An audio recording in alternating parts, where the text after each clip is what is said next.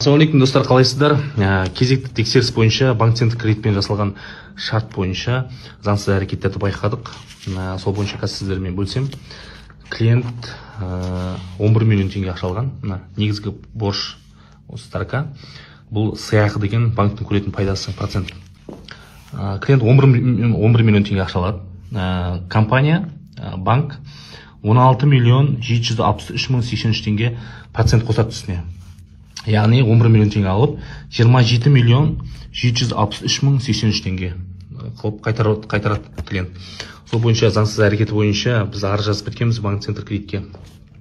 Енді қатесін түсінсе, қайтадан ойдан шарт жасайды. Жаңадан қатесін түсінбесе, ары қарай уже сотқа береміз. Азаматтық кодексте 725-те 1 деген бап бар. Сол баптың бірінші тармағы 7-ші тармақшасы бойынша жалпы үстіне қосатын проценттері бар ғой. Проценттері бар, тұрақсыздық айыбы, неустойка дейміз. Соның барлығы негізгі борыш сомасынан асып кетпеу керек. Егер асып кеткен жағдайда нарушение болып есептеледі. Мысалы, мен сізге былай түсіндірейін.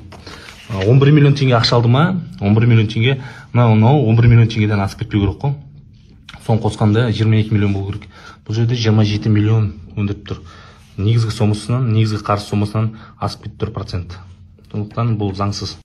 Ассалаумалейкум достар, қалайсыздар?